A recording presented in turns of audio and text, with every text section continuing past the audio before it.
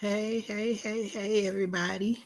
It's your girl Denise here with braiderscourse.com. Y'all can contact me anytime. I'm here with your hair braiding natural hair legislative rules. Now, this video may be a little longer because I want to explain to y'all everything that's really happening, and I might go a little, like I said, long because y'all know I don't like to be on here long. I like to get things out and about real quick. But let me start sharing. I'm gonna share my screen. I'm showing everything in the screen for you can see. All right. Now, we are going to go over. Let's see. No, nope, that's right. We finna go over everything that's back here. So let's get right into this. I don't have a guest host today. It's just me coming to y'all, telling y'all about what just happened and explaining the full story that the Lord Jesus Christ, who I serve, put on my heart, who actually gave me this dream about hair braiding, how I was able to create the agency for hair braiders, and why I'm asking all of the registered hair braiders that we have all over the United States to contact their federal congressperson or congressman or woman in the Senate, not in the House, to have them pass this new regulation. All right. So let's start here from the beginning. This is the beginning. This is the hair braiders court order. As you can see what the court order was about, whereas the plaintiff filed and served their complaint in this matter on 4/20 2005, right? So when we celebrate 4/20, which is Harriet Tubman Day, also which is the Marijuana Day, it's also the Hair Braiders Day. Now, right here it says, whereas defendants agree that the actual case and controversy exists as to whether, this is the question that was asked to the courts. If you ever want to find out what was asked to the courts, look for the word whether. That's a question. Whether it is unconstitutional under the Minnesota, that was the state, and the U.S. Constitution. So we talking about federal constitution, as well as contrary to the federal law and Minnesota public policy to interpret this Minnesota statute as applying to hair braiding and hair braiding services, which we all found out that it was unconstitutional. Therefore, the state of Minnesota and the U.S. Constitution, as well as these federal laws, could not regulate a hair braid. Now, on to the section number 2. This is what they call a SOAR, which is information that is given out to the public about hair braiding. Now, this says that those who will be primarily affected by the proposed rule amendments for hair braiders and hair braiding establishments, cosmetology students, cosmetology schools, cosmetologists, and local units of government. So this included everybody, not just hair braiders. This included the local government, as well as the establishment for hair braiders, as well as cosmetologists and the students. The board argues that the hair braiders would benefit because it would no longer be required to complete extensive cosmetology education curriculum to become licensed as cosmetology. The board argues that the hair braiding establishments would benefit because they would no longer be licensed, would have no longer have to be licensed as a cosmetologist salon and managed by a cosmetologist.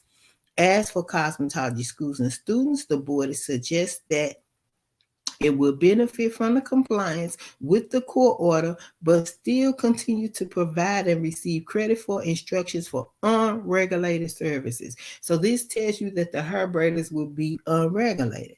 The board argues that licensed cosmetologists will benefit because the rule amendment modifies cosmetology law to remove constitutional issues created by application of cosmetology laws for hair braiders and hair braiding establishment, yet still allow licensed cosmetologists to provide braiding services to the public as part of the business.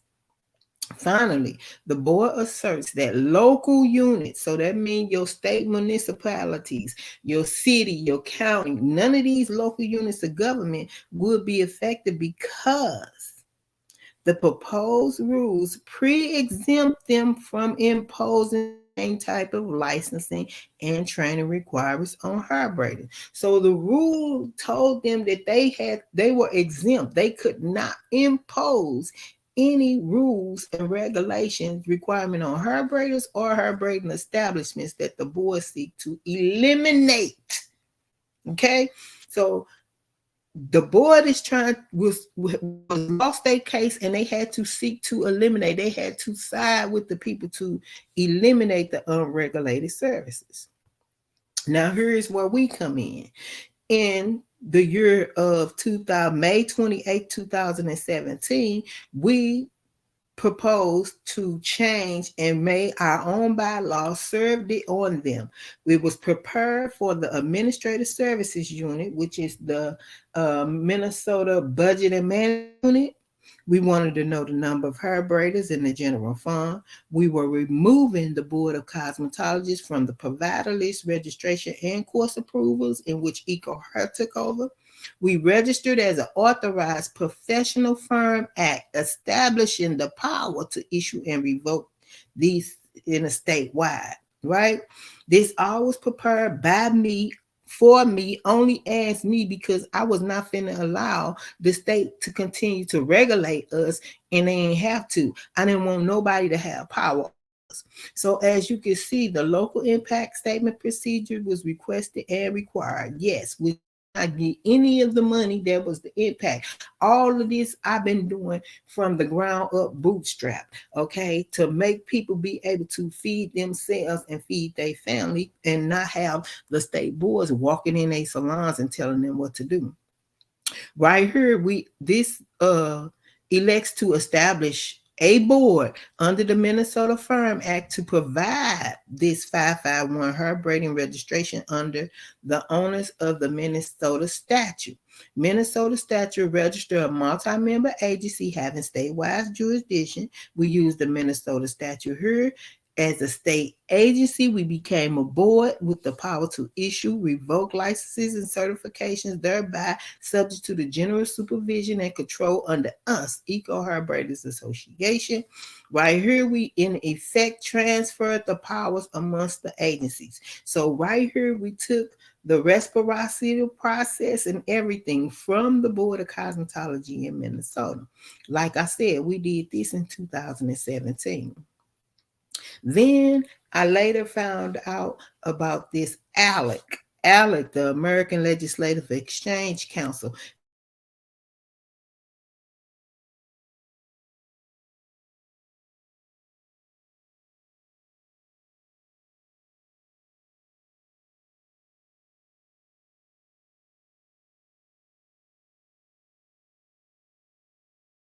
In the March of 19, ALEC. Okay, as you can see, they went over here, said minor trimming of natural hair and extensions incidental to twisting. That's not what the judge said, but okay. They changed the mechanical devices and took all this here. They included the scissors and the blunt tip needle, but they changed it to mechanical devices instead of simple hair braiding devices, which we all have went over. But the new problem here is this section number 4 that they went and put in. As you can see, it's in bold now, and it has no effective date just yet. But it says nothing in this act shall be construed to require a private certification agency, a private certification agency to grant or deny private certifications to an individual. Why? Why would the ALEC go and write such a thing after we transferred the power and did all the dirty work that was necessary and possible for Black people to be free? Is because right here, as you can see, in 2019, New Jersey could ban discrimination on hairstyle. Legislation was preempted by a wrestler's dreadlocks. This is what they want to claim. Now, what they also want to claim in here is The Lord had gave me a dream when I first started doing hair braiding services to register hair braiders. I went to a young lady in Minnesota by the name of Kenya McKnight. This will be like the first time I'm ever mentioning this, but however, I helped her open up association for women called the BWBA at that time. It was Black Women Wealth Alliance. However, she has changed it now to BWWA, Black Women Wealth Alliance, or something like that. But at the time, one reason why I'm bringing it up is the Lord had gave me the dream on the hair braiders. This is not something I seen. God gave me a dream in the middle of the night, and I seen this snippet of an article right here that I have highlighted, that I also put in the description. It says McKnight also sponsored legislation last year to exempt her braiders from state licensing required and establish a new agency to oversee the hair braiding business. So when God first gave this to me back in like back in 2016 and 14, when I got with Kenya McKnight, in my own self, not in what God told me, I stepped out into my own self and said, okay, I know at McKnight, it got to be Kenya. So I took it to Kenya and I had her do it because I wanted it to be a lobbyist thing. I didn't think God really wanted me to do it because I don't want fame, okay? But she liked to be outside. She had ran for several offices, and so I took it to her. However, she screwed it and sided with other people. I'm not upset about it or anything like that. I just knew that it couldn't been her because God had gave this to me. And one thing I know about Jesus Christ, the God I serve, he always right with whatever I'm doing. And that's just a side note. So right here, with what I was doing, it was a new agency. It really came about. It was a new agency. It was supposed to be formed to oversee her braiding businesses. This is the New Jersey Senator uh McKnight. Okay. So in the meantime, I had already went to um, the USTPO by 6/21/2020 for her braiders and began to make the certification mark to make our certification for her braiders, which it took a long time in order to get. But in the meantime, COVID hit. Now, when COVID hit, they tried to shut us down, all salons. I refuse to be shut down. I refuse for the hair braiders to be shut down. So as you can see, I went to the DOJ for advocacy around what? Occupational licensing. All these stems from an occupational license that the government is not supposed, with the hair braiders rules, the government is not have occupational licensing on Black people anymore. So this right here is the antitrust laws in which this pre-exempts us from having to have occupational licenses. As you can hear, the hair braider is review right here. As you can see, once I click that, you will see this is what, when I wrote the Department of Justice to free hair braiders, right here. This is sent to me, Denise Jarrett, the Eco Hair Braiders Association. It was for a review. It was a joint statement that they were offering, saying that salons, saying that business could be open. However, they wanted to close us down. So I went to them, told them that Eco Hair had 250 members. They was all over the United States and in other states, and that they were small businesses, and we were seriously impacted by the COVID-19 measures to mitigate the spread, and that I will help us with that for this period of time. Right here, this saying that this is first off what EcoHer will do. We will provide operators with the guidance during COVID. A lot of people don't know we passed a COVID pandemic. We're in what they call it now a triple endemic pandemic with RSV, the flu, and COVID. Okay, we're not just in one pandemic. So at this time, this is what I filed to them. As you can see, they gave me a year in this decision. Why did they give me a year? Because in my eye, I believe that they thought that I wouldn't take this. This came from the USTPO saying that we are totally free. This is a certification mark. That if you want to open up your own business, this certification mark is used and intended to be used by persons authorized by the certifier. The certifier is me that certifies that you are intended to be certified for services provided to meet the sanitary, professional health, and safety standards for hair braiding salon, and ensure public safety. So I created a private association for all hair braiders, and anybody else that don't want to be under occupational licensing can join our certification market, get a certification in the mail. Now, also, the reason why I'm making this video really, really important is because Bonnie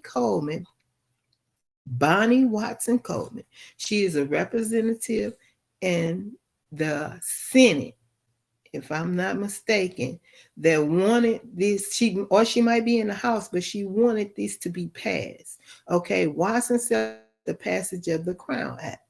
Now, the Crown Act right here was passed in by the House. It relieves, the act is already passed in 15 states and 30 cities, right? This is about natural hair, black hair, right? However, this is the original text of the Crown Act right here for the HR 2116. Now, this Crown Act, which will establish the Natural Hair Braiding Act, down here, as you can see, it says determine budgetary effects right here.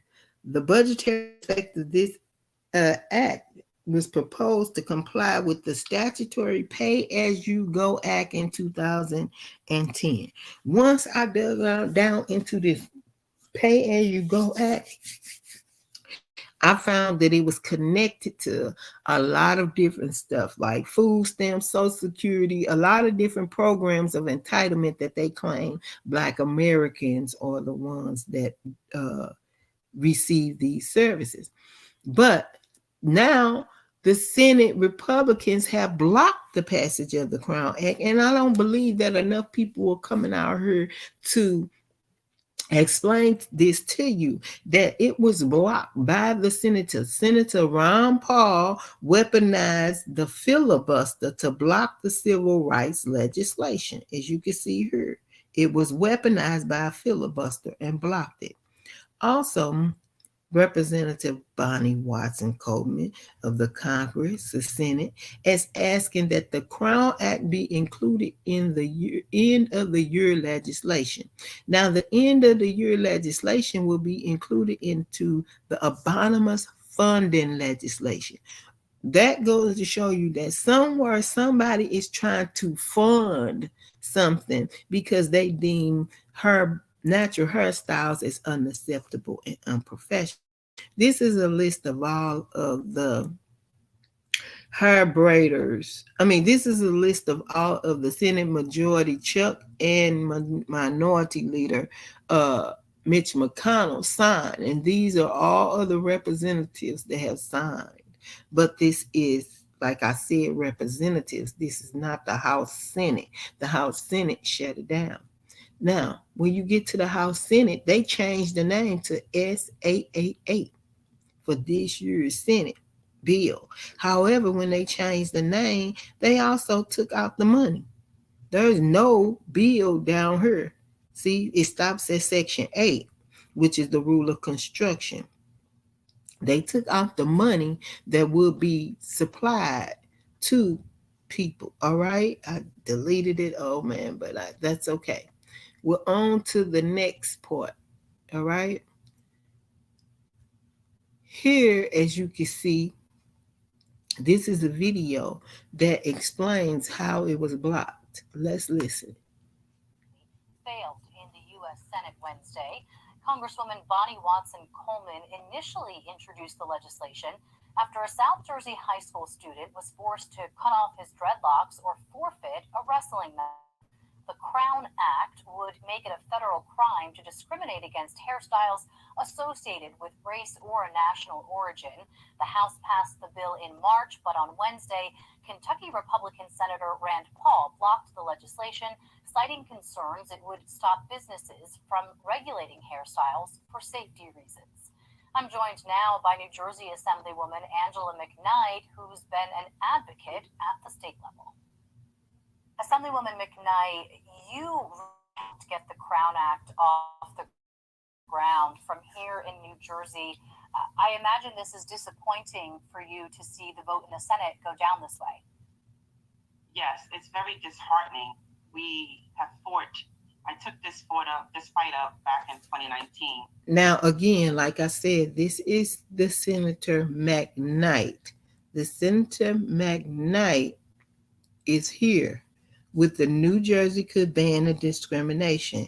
As I said, Senator McKnight is the one right here who also sponsored legislation last year to exempt hair braiders from the state licensing requirement and established a new agency for overseeing of hair braiding businesses. Okay, so she wanted to establish the new agency for New Jersey, which would not have been sufficient for the state level. So this is why you see the New Jersey senators, her and Cory Booker, up there trying to establish this federal funding. Was informed that he needed to either cut his dreads or forfeit his match, and then that's when I took this fight up. And I commend Senator Booker for lighting the torch up in government. And when I heard that it was denied, it really, really brought me back to what are we doing? What are we doing? It is denied because they don't want Black people to be free. It's denied because they don't want us to have our own regulatory agency for occupational licensing. Senator Booker, in fact, used that example from that Buena High School wrestler in his speech on the Senate floor. What does this mean for folks who face this type of race-based discrimination on a daily basis, be it in schools, in athletics, or their jobs? Well, first I want to say this is a setback to civil rights. People are being discriminated against from what is naturally grown out their hair. When people go to school, they are being forced to permanently alter their hair, which is their DNA, in order to fit into society. It's like telling you to permanently take off a couple of fingers so you can work somewhere. Okay? That's what it is. It's your own DNA growing out of your body that needs to be permanently altered by a relaxer or some form of chemical in order for you to have employment. And they interview and they go to work. They do that from their skills and their talents, not because of their hair. And people don't look like us who don't have natural hair, such as we do. They don't understand. This is a nuisance. And for Senator Rand to use the example of safety issues, this is not a safety issue. For employers who have to have their employees to cut their hair or wear their hair. I would like to stop there and say that yes, this is a safety issue. This is a mental safety issue for us and our children that have to permanently alter their looks in order to achieve something. It's just like ageism. You will have to permanently alter your hair to be in black so that you can get a job. All right. You have to permanently go in and get some type gastric bypass surgery or something like that in order to sit and be employed at some jobs. This is not right. It's a form of the worst discrimination I have ever seen on my days of earth, and I'm 50 years old now. Here in a certain manner because of the job that they're doing, then they can do that. We saw a shift, Assemblywoman, from folks who work in the media, for example, folks who are in the public eye, particularly women, over the last few years, shifting and wearing their hair natural. How do you think that's played into this conversation that I've heard you talk about so many times, in getting people to understand sort of how that's been stifled, particularly for women of color? For women of color, we express ours in a plethora of ways, from the clothes that we wear to the hairstyle that we put in our hair. And for us to have to pull back and wear our hair in a conformed way, that's not. I see this issue also within men. The men cannot get jobs if they cut their hair off into a mohawk style like Mr. T, or they cut their hair off into a style with dreads. If they wear regular dreads hanging out the back, it's not just a women issue. It is a young boy that cannot go to school because he wants to wear dreads, almost messing with his religion as being a Rastafarian. So it's not just women, but okay. Freedom. We should be able to express ourselves how we want to, wear our hair how we want to. And for many years, we have been suppressed. And to see in the media where women are wearing their afro and wearing their dreads and wearing their hair how they want to, that is self-expression. And we are telling people and showing people this is who we are. Assemblywoman Angela McKnight, thanks so much for your insight today. Thank you so much. I appreciate you. I want to thank you also. However, no one is mentioning that the chemicals that are used to permanently alter our hair has caused so many cancerous and fibroidous things in our uterine, as well as breast cancer, that other ethnicities and Eurocentric ethnicity people do not experience. So to end all of this, I also want to show you guys where Alec is back again to Alec. Alec is saying, yes, we want to make this act, which is the Natural Hair Braiding Protection Act, which would eliminate the Cosmetology Act of, I believe, 1970, that has never been adjusted for the FDA or any of that. That will eliminate it. However, if you could see this sections 4 of this elimination, see how this is bolded because it has been added. Okay, now I'm going to copy and paste it, and I'm going to come over here to this where I have already copied and pasted again. However, I'm going to do it again, Control V, and paste that section there. Right now, that's the last line of they didn't want it to be construed for any private agency to be able to do this.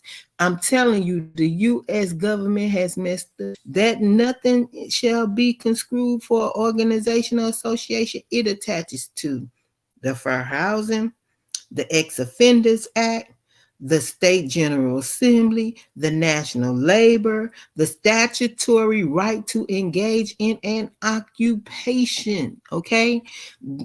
Right now, the U.S. government is not supposed to be giving out occupational licenses. In my eye, they wanted to all go to private associations to do stuff.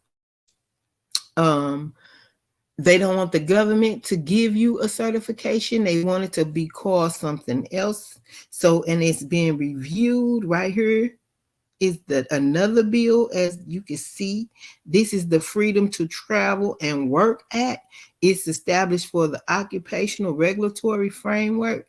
Right now, the hair braider registration has messed up the fact that the United States government cannot govern a black person. The only people that can govern a black person and only association that can govern a black person at this time, I'm going to stop sharing this, I'm going to remove it, is Eco Hair Braiders Association.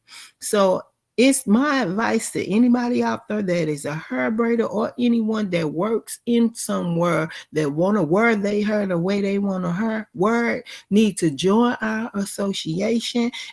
Your employer and nobody else can't tell you what to do with your hair because you are governed by the certifications on the Eco Hair Braiders Association. Right now, I believe America is in a big jam because with the U.S. trade, they have messed up. They cannot govern the hair braiders and the black people that they brought over here from the United States trade with the Dahomey. If they really want to get with it, the Dahomey, which was your first masters, traded you to the white man here and gave you a master. Then within 1866 Civil Rights Act, you was free, and then they created the police to come to regulate you and was supposed to be saving your life. However, the police sided with the white men and started killing black people. And then Institute of Justice went in and sued in Minnesota, which became law of the land because once you sue in the administrative courts, you only get 60 days to appeal. And if you don't appeal it, then it becomes federal law. As you've seen, the federal law is that the states cannot govern you if you come in and say you are a hair braider in any way, shape, or form. They can't govern you or your hair, okay? Because they are not what? Your master anymore. You will be self-governing yourself and you will be your own master. So I just wanted to come and cut this video. It was going to be long. It was going to be over the time limit of what I normally talk. But I need as many people that want to go ahead and contact their senator and let their senator know that this bill needs to be passed because right now, Black Americans are free just like in Juneteenth and don't even know it. They around here still acting like they slaves, like they gotta have an occupation, like they gotta get a driver license. Why you think you don't gotta get a driver license no more? That's an occupational license. That's not just you traveling. They done messed up everything with this occupational license stuff, I'm telling you. So, like I said, if you really want to be free, don't want to have what I call the Juneteenth syndrome, join Eco Hair Braiders Association and call your senator and tell him to create that new agency so that we can see some progress for Black Americans across the United States. Again, I'm Denise Jarrett at braiderscourse.com, braiderscourse.org, or denisejarrett.com. And I'll talk to you guys later.